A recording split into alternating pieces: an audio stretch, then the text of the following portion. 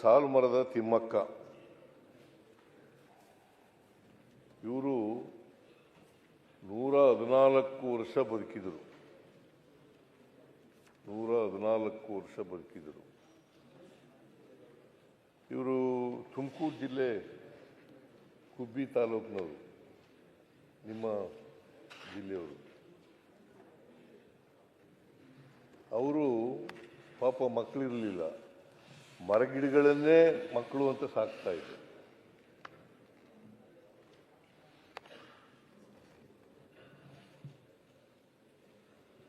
ಅವರು ಸುಮಾರು 4,000 ಮರಗಿಡಗಳನ್ನು ನೆಟ್ಟಿದ್ರು.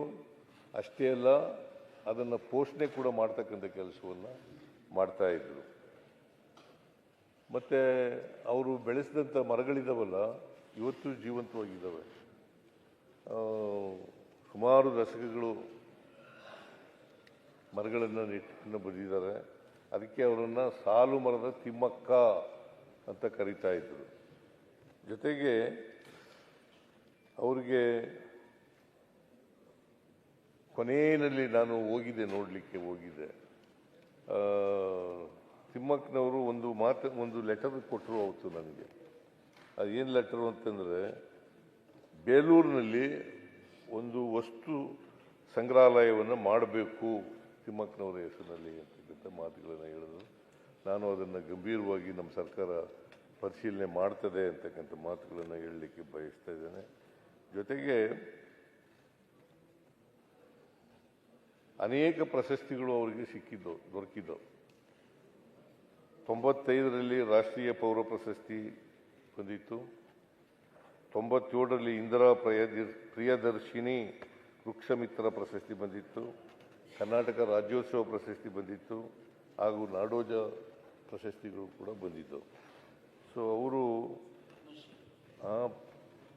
ಕೇಂದ್ರ ಸರ್ಕಾರ ಅವರು ಪರಿಸರವಾದಿಗಳು ಅಂತೇಳಿ ಮರಗಿಡಗಳನ್ನು ರಕ್ಷಣೆ ಮಾಡ್ತಕ್ಕಂಥ, ಪರಿಸರವನ್ನು ರಕ್ಷಣೆ ಮಾಡ್ತಕ್ಕಂಥ ಕೆಲಸ ಮಾಡಿದರು ಅಂತೇಳಿ ಅವರಿಗೆ ಪದ್ಮಶ್ರೀ ನಾಗರಿಕ ಪ್ರಶಸ್ತಿಯನ್ನು ಕೂಡ ಕೊಟ್ಟಿದ್ದರು ತಿಮ್ಮಕ್ಕನವರ ಆತ್ಮಕ್ಕೆ. ಆಮೇಲೆ ನಮ್ಮ ಸರ್ಕಾರ ಅವರಿಗೆ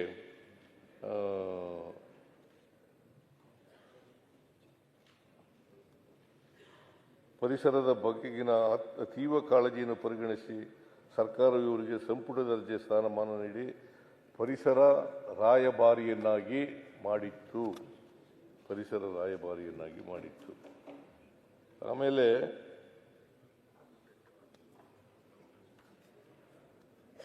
ಇವರ ಹೆಸರಿನಲ್ಲಿ ಪ್ರಶಸ್ತಿ ಕೊಡಬೇಕು ಅಂತ ತೀರ್ಮಾನ ಮಾಡಿದ್ದೀವಿ, ಈಗಾಗಲೇ ಘೋಷಣೆ ಮಾಡಿದ್ದೀವಿ.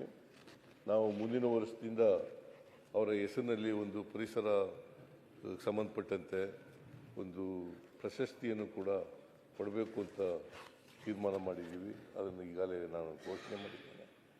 ಇವರ ಆತ್ಮಕ್ಕೆ ಶಾಂತಿ ದೊರಕಲಿ ಅಂತೇಳಿ ದೇವರಲ್ಲಿ ಪ್ರಾರ್ಥನೆ ಮಾಡ್ತೇನೆ.